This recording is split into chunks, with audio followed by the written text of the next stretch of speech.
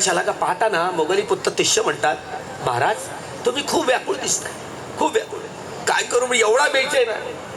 महाराज तुम्ही अजून धम्मदायात झाले नाहीत. म्हणजे तुम्ही तुमच्या पुत्रांना पुत्रींना संघामध्ये दान द्याल, त्यावेळेला तुमचे 10चे 10 घडे भरतील, तेव्हा तुम्ही खरे धम्मदायाद व्हाल. ज्यांचे 10 घडे पारमितांचे भरले त्यांनाच आर्य सत्याचा साक्षात्कार करता येतो, नाहीतर नाही. तुम्ही दिले का आपले पुत्र पुत्री? त्यांना द्यावं लागलं. सम्राट अशोक न सांगता संघमित्राकडे गेलाय. पोरी, ए संघमित्रा, माझ्या वडिलांचा आवाज, काही न सांगता असे कसे आले? आणि तिला कुरवाळू लागले. आजपर्यंत एवढा मस्का कधी माझ्या वडिलांनी केला नाही, मस्का नाही मारला. आज काय झालं यांना? अगं पोरी, माझं एक ऐकशील का? राजा आहे ना तो. पोरीनं जरी नाही म्हटलं तरी तलवार चालवू शकत होता. पोरी, पण आता स्वभाव थोडासा नरम झालाय. पोरी, तू भिक्षुणी बनतीयस का? ती हसायला लागली. तिचा नवरा जो अग्निब्रह्मा ऐकतच होता तो उड्या मारायला लागला. तुमचे पती तुमच्या कधी पाय पडले का? नाही ना. तो अग्निब्रह्मा नावाचा, अरे महाराज तुमचं किती गुण गायचं हो म्हणे. मी एक नाही तो त्या संघमित्राला विचारा म्हणे. संघमित्राकडे जायचा. ए भगिनी, बायकोला काय म्हणायचं, ए भगिनी मला मी तुला हात जोडून विनंती करतो, पाया पडतो म्हणे, पण मला संघामध्ये जाण्याची अनुज्ञा द्यावी, परवानगी द्यावी. अजिबात देत नव्हती. बघ पाया पडला बरं तो माणूस. आता मात्र एवढ्या उड्या मारायला लागला. खरंच महेंद्र तयार होईल. 19 वर्षाचा होता. महेंद्र तयार होईल का? काय सांगताय? तरुण मोठी मोठी पोरं झाल्यावर ऐकतात का? तुमची तरी पोरं ऐकतात का? तो राजा आहे, पण तरी देखील चौघचे चौघे गेले, सारी लंका बुद्धमय केली. मोगली पुत्र तिष्यांकडे गेला आणि तो म्हणाला, म्हणते मला भगवान बुद्ध पाहता येईल का? आता नाही तरी कसं नाही, तुम्हाला पाहता येईल का? तो उपगुप्त नावाचा भिक्षू बघा, जंगलात राहणारा, त्याला बोलावून घेतलं मोगली पुत्र तिष्याने. मोगली पुत्र तिष्य लहान भिक्षू आहे, पण तो अरहंत आहे. 6 प्रकारच्या अभिज्ञा प्राप्त आहे. छंदाधिपती छंद अधिपात, छंद संपयुक्त कानंचिं दम्मानं तं समुत्थानानं रूपानं अधिपति वच्चेन वच्चे. वीर्याधिपति वीर्य संपयुक्त कानंचिं दम्मानं तं समुत्थानानं रूपानं अधिपति वच्चेन वच्चे. चित्ताधिपति चित्त संपयुक्त कानंचिं दम्मानं तं समुत्थानानं रूपानं अधिपति वच्चेन वच्चे. विमंसाधिपति विमंस संपयुक्त कानंचिं दम्मानं तं समुत्थानानं रूपानं अधिपति वच्चे. घडीचे 5 वाजले आहेत म्हणून मी गडबडीने बोलतो. हळूहळू 5 वाजताच्या आत जायचं आहे, दूर जायचं आहे, 7 तास लागतील. उद्याचा पुन्हा कार्यक्रम, रातभर चालणं, दिवसभर प्रवचन करणं असं राहत. 4:30 हळूहळू वाजत आहेत. लवकर लवकर यासाठी बोलतो.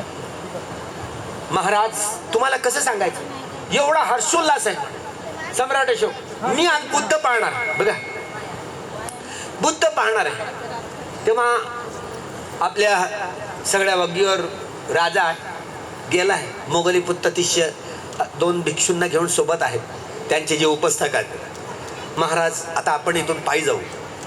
तो रथ बाजूला ठेवलाय आणि सम्राट अशोक आता गुडघ्यावर, बघा गुडघ्यावर राहिला बा सम्राट अशोक.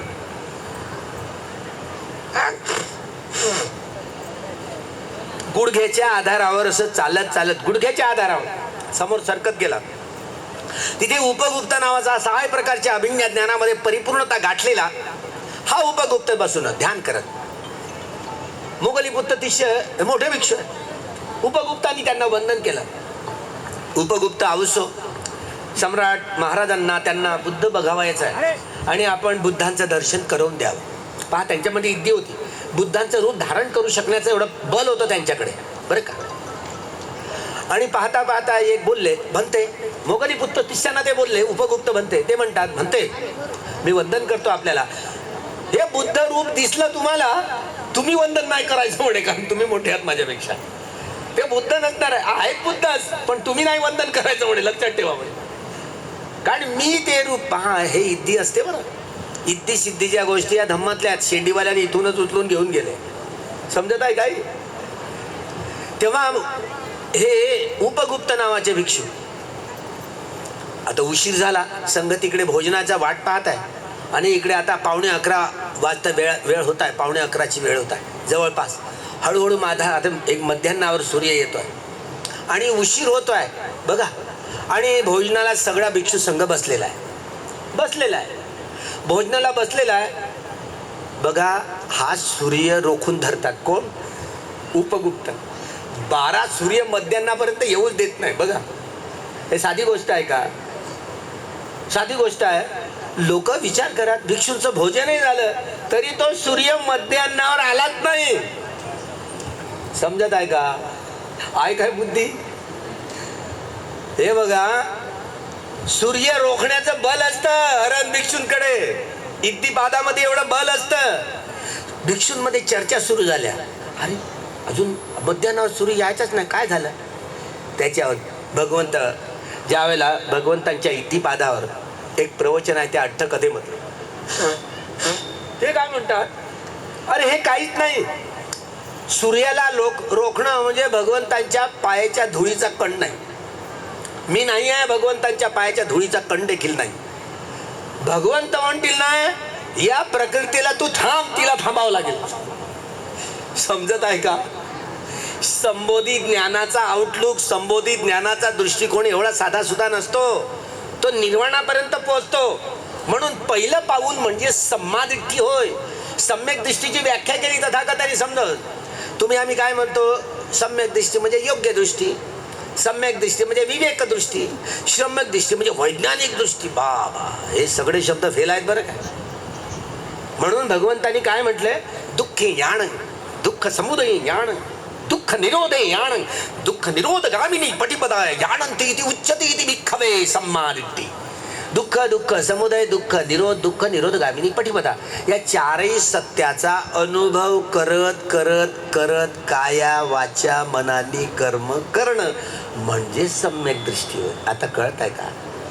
आहे का बुद्धी? म्हणजे काय? नाही समजलं. एकाच क्षणाला कर्म करत असताना दुःख, दुःख समुदय, दुःख निरोध आणि दुःख निरोध गामिनी पटिपदा या चारही सत्याचा अनुभव करत करत काया वाचा मनानी कर्म कर. बरं, तुम्हाला शुद्ध चित्ताने पाणी तरी पिता येतं का? पाणी पिता येतं शुद्ध चित्ताने? आहे काय बुद्धी? हे बघा, शुद्ध चित्तानं पाणी पिणं म्हणजे, हे बघ, ग्लास इथपर्यंत आला ना, ग्लासाचा काठ जरी लागला ओठाला तरी काय संवेदना होतात? त्या संवेदनाचा अनित्यबोध. एक घोट इथे तोंडात गेलाय ना, काय संवेदना होतात? त्याचा अनित्यबोध जाणत जाणत. गिळताना काय संवेदना होतात? त्याचा गिळतानाचा अनुभव, त्याचा अनित्यबोध जाणत जाणत. पोटात गेल्यावर काय अनुभव होतो, काय वेदना होतात, त्याचा अनित्यबोध जाणत जाणत पाणी ग्रहण करणं, याला निर्वेद ज्ञान म्हणतात. समता पुष्ट करत करत हे वेदनांचा उदय व्यय, उदय भयं ज्ञानं इति अनित्यं ज्ञानं. हे अनित्य ज्ञानाच्या आधारावर अनित्याचा बोध करून आर्य सत्याचा साक्षात्कार करण्याची प्रक्रिया. समजत आहे का मी काय वाक्य बोललो ते? बुद्धी आहे का? अनित्य ज्ञानाच्या आधारावर अनित्याचा बोध करून आर्य सत्याचा साक्षात्कार करण्याची प्रक्रिया. दुःख ज्ञानाच्या आधारावर दुःखाचा बोध करून आर्य सत्याचा साक्षात्कार करण्याची प्रक्रिया. अनंत ज्ञानाच्या आधारावर अनंत ज्ञानाचा बोध करून आर्य सत्याचा साक्षात्कार करण्याची प्रक्रिया.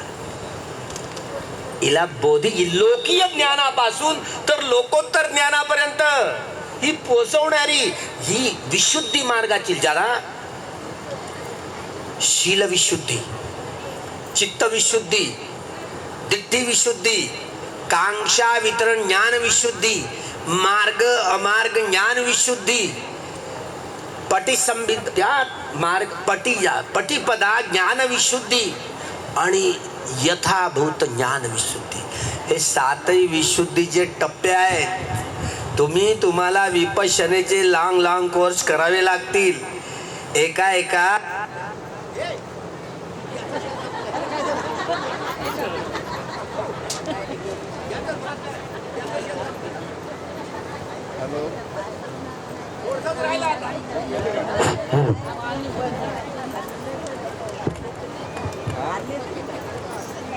हे थोड्याशासाठी कशाला बंद पडलं? विशुद्धीचे 7 पाडाव, एक शील 3 प्रकारे शुद्ध करणं. म्हणजे जसं पाणाती पाता वेरमणी सिक्खापदं समादयामि. अर्थ कळला की नाही? अरे तिकडे कुठे पाहते दिवा? आता नाही, 5 मिनिटं राहिले. पाणाती पाता वेरमणी सिक्खापदं समादयामि म्हणजे प्राण ना बहुवचन आहे बरं का. प्राणा पाणा अतिपात प्राण्यांची हत्या. वीरत वेरमणी वेर म्हणजे विरत राहण्याचं. प्राण हत्या करण्यापासून विरत राहण्याचं शिक्षापदम शिक्षापद ग्रहण करतो ग्रहण करते. 5 मिनिटं राहिले, 5 मिनिटासाठी बसून जावा, संपलं. म्हणजे आपणही प्राण्यांची हत्या करायची नाही, एक. दुसऱ्याला प्राण्यांची हत्या करण्यासाठी प्रेरित करायचं नाही, 2. आणि एखाद्याने प्राण हत्या केली असेल, मा चुपचाप बस, जमिनीला चिटकवून ठेवू काय तुला? तू आता 5 मिनिटं बस, आताच नको. तू बस, नाही तू मारू काय तुला? एक फूक मारू, एक फूक मारू, तिथे जाग्यावर मारू का? एक मंत्र मारू? किती चंचल चप्पल. बसून जाय मग. हे 5 मिनिटं राहिले, बसून जाय तू, बसून जाय. ठीक आहे. हे अनित्य ज्ञान प्रज्ञेनं पाहता येणं. एक एक शील 3 प्रकारे पुष्ट करणं. आपणही चोरी करायची नाही, दुसऱ्याला चोरी करण्यासाठी प्रेरित करायचं नाही. आणि एखाद्याने केली असेल तरी त्याचं समर्थन व अनुमोदन करायचं. एक शील 3 प्रकारे. केवळ ऐकीव ज्ञानाच्या आधारावर वा चिंतनमय ज्ञानाच्या आधारावर तुम्ही त्रिविध शील पुष्ट करू शकत नाही. सम्यक समाधीचा आधार घेऊन, प्रज्ञेचा आधार घेऊनच आपलं त्रिविध शील पुष्ट होते. शील, समाधी आणि प्रज्ञा. समाधी आणि सम्मा संकल्प प्रज्ञेची 2 अंग आहे. सम्मा वाचा सम्मा आजीव सम्मा कम म्हणतो. ही शीलाची 3 अंग आहेत. आणि सम्मा वायामो सम्मा सती सम्मा समाधी ही समाधीची 3 अंग आहेत. शील, समाधी, प्रज्ञा एक दुसऱ्यापासून एक दुसऱ्याला अलग काढू शकत नाही. समाधीच्या आणि प्रज्ञेच्या आधारावर त्रिविध शील पुष्ट होते. शीलाच्या आणि प्रज्ञेच्या आधारावर त्रिविध समाधी पुष्ट होते. शील आणि समाधीच्या आधारावर त्रिविध प्रज्ञा पुष्ट होते. समजलं का? पुन्हा एकदा रिपीट करतो, महत्वपूर्ण बातम्या. त्रिविध शील कधी पुष्ट होते? सम्यक समाधी आणि सम्यक प्रज्ञा यांच्या आधारावर त्रिविध शील पुष्ट होते. त्रिविध समाधी कशी पुष्ट होते? त्रिविध शील, सम्यक शील आणि सम्यक प्रज्ञा यांच्या आधारावर ही आमची सम्यक समाधी पुष्ट होते. त्रिविध पुष्ट होते. खणिक समाधीपासून उपचार आणि उपचार पासून अर्पणा समाधीपर्यंत. आनापानचा अभ्यास करताना या ठिकाणी आपण श्वास येतोय जातोय पाहिला ना, एका क्षणासाठी कुठली नाही कुठली संवेदना आली, ती उत्पन्न झाली, थोडा वेळ राहिली आणि नष्ट झाली. याला हे वेदनेच्या 3 क्षणांमुळे एक चित्त हे याला खणिक समाधी म्हणतात. 5 मिनिटं, 10 मिनिटं, 1 तास, 2 तास, 3 दिवस, 4 दिवस याला उपचार समाधी म्हणतात. आणि जेव्हा एखादा खंबा गाडलाय, कधी हलणार नाही, डोलणार नाही, याला अर्पणा समाधी म्हणतात. ते अजिबात एवढी परिपक्व असते. त्रिविध समाधी, खणिक समाधीपासून उपचार आणि उपचार पासून अर्पणापर्यंत पोहोचणं, याला विखंबन प्रहाण म्हणतात. हे विखंबन प्रहाण समुच्छेद प्रहाणापर्यंत पोहोचतं. अनित्य लक्षण, दुःख लक्षण आणि अनंत लक्षण या 3 लक्षणामध्ये रमण करणं म्हणजे समुच्छेद प्रहाणाला पोहोचणं. याला प्रज्ञेच्या 3 लक्षणामध्ये विहार करणं, याला दिठ्ठी विशुद्धी म्हणतात. याला तदंग प्रहाण. हे शरीर शुद्ध समाधीच्या, परिशुद्ध समाधीच्या, विशुद्ध समाधीच्या आधारावर शुद्ध प्रज्ञा, परिशुद्ध प्रज्ञा आणि विशुद्ध प्रज्ञेच्या आधारावर त्रिविधशील पुष्ट होताना, त्रिविधशील, शुद्धशील, परिशुद्धशील आणि विशुद्धशील ही संपूर्ण प्रक्रिया उत्तम सर्वोच्च स्तरावर प्रतिष्ठित होते. तिला शील विशुद्धी म्हणतात. याला तदंग प्रहाण म्हणतात. हे शीलरूपी सुगंधाने सारं शरीर आणि मन बहरून जातं. जशी फुलबाग फुलते आणि फळते तशी. या आधारावर विखंबन प्रहाण, खनिक समाधापासून तर अर्पणा समाधीपर्यंत पोहोचण्याची प्रक्रिया, याला विखंबन प्रहाण म्हणतात. आता समाधीच तर एकदा झालं तर अजिबात समाधी त्याची बंद होणार नाही. याला विखंबन प्रहाण म्हणतात, त्रिविध समाधी पुष्ट होण्याला. आणि तीनही लक्षणामध्ये रमण करणं याला संखारोपेक्षा ज्ञान. कुठलाही कंबभूमीच्या दुगती भूमी, सुगती भूमी, रूपभूमी व आरूपभूमी, कुठलाही कर्मसंस्कार जरी आला तर चिरत नेणारी, फाडत नेणारी, टोचत नेणारी, कापत नेणारी प्रहाणकारी प्रज्ञा, हे अनित्य लक्षण, दुःख लक्षण, अनंत लक्षण. आता मी बळबळची सवय झाली ना, त्याच्यामुळे तुम्हाला हे शब्द कधी कधी लक्षात राहत नाही. ही प्रहाणकारी प्रज्ञा निर्माण होणं याला म्हणतात दिठ्ठी विशुद्धी. हे तीनही पायऱ्या बा, शील विशुद्धी, चित्त विशुद्धी आणि दिठ्ठी विशुद्धी, या आधारावर सगळ्या प्रकारच्या जेवढ्या आहेत मिथ्या दृष्टीच्या सगळ्या धारणा दूर होतात, आपले संदेह दूर होतात, विचिकित्सा दूर होतात. कांक्षा वितरण ज्ञान विशुद्धी हा चौथा टप्पा परिपूर्ण होतो. याला कांक्षा वितरण ज्ञान विशुद्धी म्हणतात. पाचवा हा मार्ग आहे, हा अमार्ग आहे. तुम्ही केलीच नाही तर तुम्हाला काय समजेल, कसं समजवायचं सांगेल. ज्यांनी ज्यांनी केली ना त्यांना माहिती आहे, सुखद वेदना आली, प्रतिक्रिया करून रागाच्या गाठी बांधतो तर दुःख निर्माण करतो. मात्र सुखद वेदना आली, अनित्यबोध पुष्ट झाला की हे निर्वेद ज्ञान आहे, निरासक्तीचं, हे शुद्ध चित्ताचं ज्ञान आहे, जे आपल्याला मुक्त करते. त्या चित्त क्षणासाठी का होईना हे समता पुष्ट झाली, हा मार्ग आहे.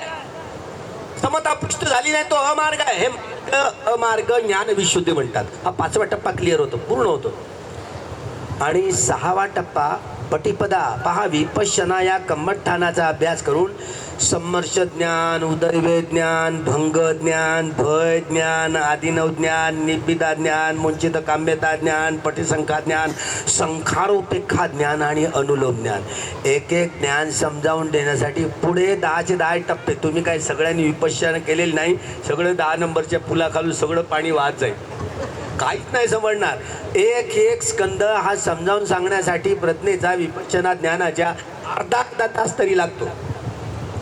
त्यामुळे पुढल्या टप्प्यात हे सांगेल बरं, हे पटिपदा, हे सगळ्या विशुद्धी मार्गाची 10चे 10 टप्पे परिपूर्ण झाले, याला ज्ञान म्हणतात.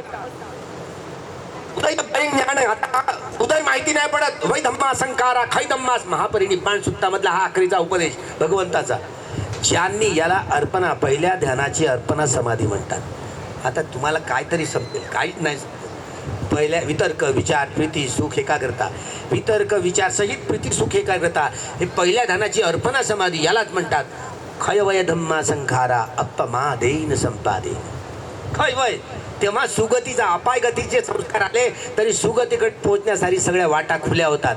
आणि हे सारे ते गोत्रभूत चित्त उत्पन्न होतं. हे अनित्य ज्ञानाच्या आधारावर अनित्याचा बोध करून आर्य सत्याचा साक्षात्कार करण्याची प्रक्रिया हे गोत्रभूत चित्त करतं. अनित्याकडून नित्याकडे नेणारं असतं, दुःखाकडून सुखाकडे नेणारं असतं, अनंताकडून अनंताकडे. तुमचं शरीर तुमचं नाहीये, तुमचं मन तुमचं नाही. कुणाला मी मी माझं माझं सारं डोईवर ओझं म्हणतो. अरे हे तुकडे तुकडे करून पाहिले ते तरंग, अठ्ठकलापांचं हे सगळं तरंग आहे शरीर. कधी अग्नी, वायू, जल आणि पृथ्वी कुठल्या ना कुठल्या धातूंची प्रधानता घेऊन ही वेदना उत्पन्न होते. जी वेदना उत्पन्न होते ती नष्ट होणार आहे. सगळं अनित्य आहे. जे अनित्य आहे ते दुःख आहे. ज्याला मी म्हणतो, अरे कुठल्या अग्नी, वायू, जल आणि पृथ्वी धातूंच्या तरंगांना मी म्हणू, माझं शरीर म्हणू, काय हुकूम चालते. माझी आत्मा आहे, हे अनात्मा आहे, हे अनात्मा आहे. हे आपण अनुभूतीच्या आधारावर शिकतो. या गोत्रभूत ज्ञानाच्या आधारावर हे अनित्याकडून नित्याकडे नेणार असतं, दुःखाकडून सुखाकडे नेणार असतं, अनंताकडून अनंताकडे. ही लोकोत्तर प्रज्ञा सुरू असते, नित्य लक्षणाची, सुख लक्षणाची आणि अनंत लक्षणाची. आता कसं समजेल तुम्हाला. जिथे मग डुबकी लागते, पहिली डुबकी हे लोकीय मन आणि लोकीय चित्त आणि शरीर बंद पडतं. तुमची नाडी बंद पडेल पण मरणार नाही तुम्ही. पहिल्यांदा डुबकी लागली हिला शोतापत्ती फळ म्हणतात. हे काम करता करता दुसऱ्यांदा डुबकी लागली सकदागामी फळ म्हणतात. हे काम करता करता तिसऱ्यांदा डुबकी लागली अनागामी फळ म्हणतात. काम करता करता चौथ्यांदा डुबकी लागली तर अर्हत म्हणतात. तुम्ही जर 4 पायऱ्या पूर्ण केल्या तात्काळ तुम्हाला मृत्यू येईल. आम्हाला नाही. दुर्लभ हो पब्बजित भाव. लहान लहान आहेत इकडे, बारके बारके गेले का तिकडे, झोपले,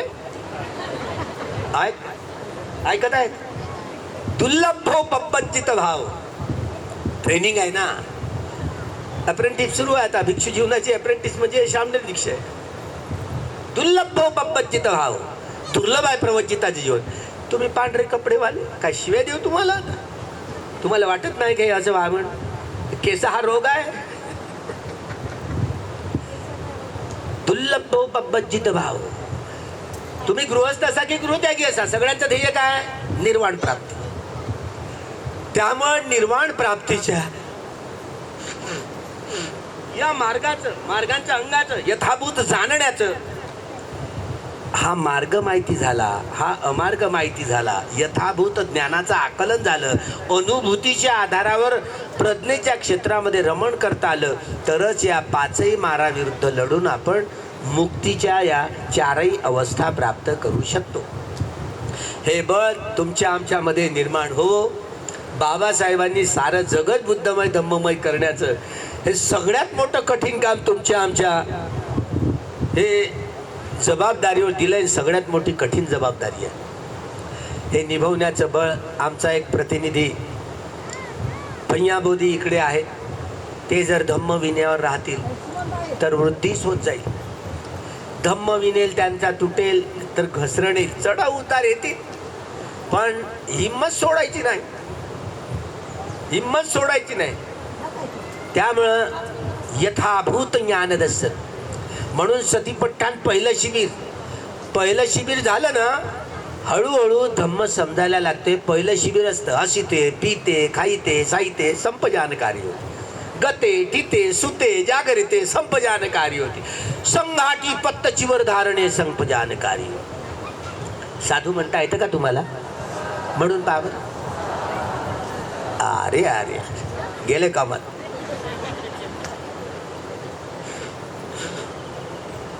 हे तोंड बोलतं फक्त तुमचं.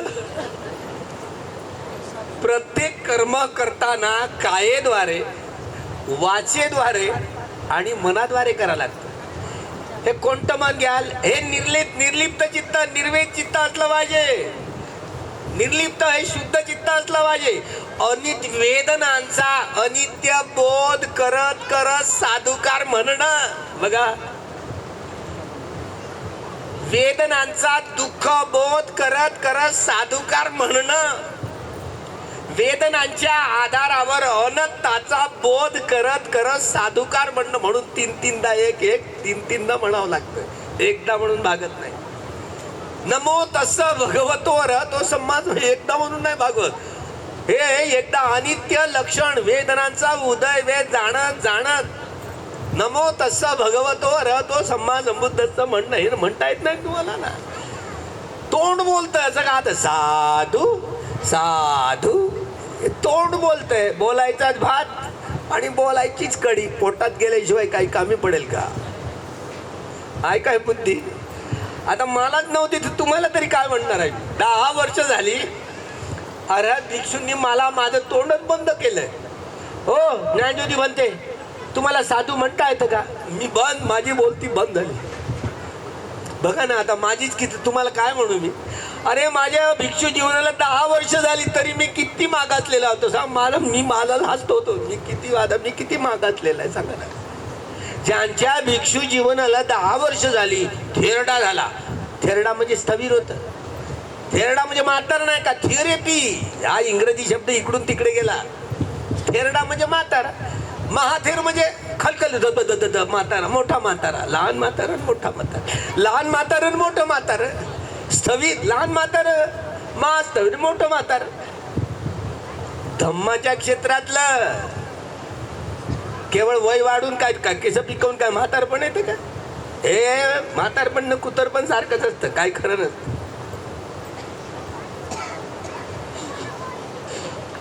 मन नाही म्हातारा होत ना.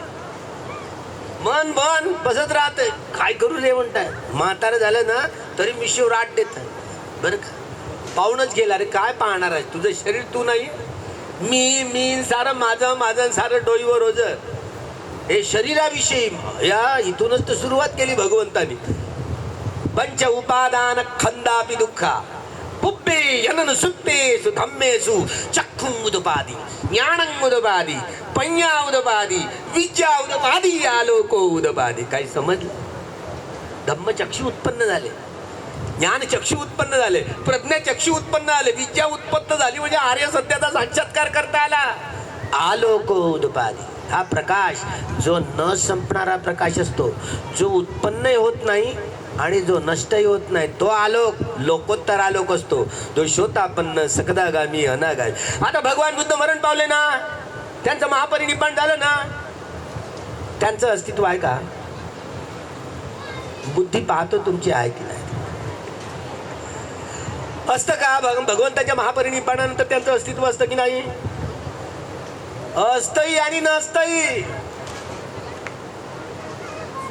म्हणून जे जे बोधिसत्व बुद्धत्व प्राप्त करतात, या बुद्धत्व प्राप्त करण्याच्या प्रक्रियेला किलेश परिनिब्बाण असं म्हटलं जातं. या किलेश परिनिब्बाणाच्या आधारावर 46 वर्षावास तथागतांनी केले. त्यांच्या जितेजी जीवनामध्ये देवता आणि मनुष्य लोक 24 असंख्येय 80 लाख 24 असंख्येय 80 लाख त्यांच्या जीवनामध्ये देवता आणि मनुष्यांनी साक्षात्कार केला निर्माणाचा. उरलेले 10 असंख्येय या द्वितीय बुद्ध शासनात असतील. महापरिनिब्बाण झाल्यानंतर त्यांच्या शरीराची 10 क्रिया झाल्यानंतर 10 क्रिया कोणी केली? महाकश्यपानी केली. महाकश्यपानी काय अग्नी जाळून नाही केली. 1 नाही 2 नाही 7दा दहन करण्याची अग्नी जाळण्याचा प्रयत्न केला. तथागतांचा मृतदेह जळायला लागायचा आणि विझून जायचा. काय कारण होतं का? अनिरुद्ध थकून गेले. नाही बा, आपल्या वरची बात नाहीये, आपल्या अधिकार क्षेत्रातली गोष्ट नाही आहे. महाकश्यपानी संकल्प केला होता की भगवान की चिता मेरे द्वारा ही जलेगी, अन्य किसी के द्वारा नाही. आणि जीवक नावाचा हा डॉक्टर तिकडे जाता म्हणते तुम्हाला माहिती नाही का आजचा 7वा दिवस आहे, त्यांची 10 क्रिया होणार आहे, भगवंताचं महापरिनिब्बाण झालंय आणि तुम्ही इथे आहात. ते आकाश मार्गाने आले सगळे 500 भिक्षू घेऊन. महाकश्यप 1-1.5 किलोमीटर अंतरावर राहिले, तिथून पायी पायी चालत आले. अनिरुद्ध म्हणतात आता महाकश्यप आलेले आहेत, सगळ्यांनी जागा सोडावी. भिक्षू संघाने त्या 500 भिक्षूंना जागा सोडली. कडईत मृतदेह ठेवलेला होता. त्यांनी 3दा प्रदक्षिणा घातली महाकाश्यपाने, 3दा. आणि त्यांच्या चरणाकडे असे गुडघ्यावर हात देऊन असे हात जोडून बसले. तर भगवंतांचे पाय त्या कढई फोडून बाहेर आले त्यांच्या दर्शनासाठी. ही इति यांची होती महाकाश्यपाची. आपल्याला खोटी वाटते ही गोष्ट, खोटी नाही आहे. आणि पुन्हा ते पाय परत गेले. आणि महाकाश्यपानी अशी अग्नी जाळून काही मृतदेह जाळला नाही भगवंताचा. त्यांनी अग्निकशींचा अभ्यास केला. तुम्हाला माहिती आहे का अग्निकशींचा अभ्यास कसा करायचा? तुम्ही आधी एकदम मागासलेले आहात का? तुम्हाला काय गेलं का? तेव्हा अग्निकशी, अग्नी म्हणजे अग्नीचं क्षेत्र कोणतं आहे? हे वातावरणाचं जेवढं क्षेत्र आहे, थंड असू दे की गरम असू दे, हे वातावरणाचं जेवढं क्षेत्र असतं ते अग्निधातूचं क्षेत्र असतं. हे आलंबन असतं अग्निकशींचा अभ्यास करताना. हे आलंबन असतं.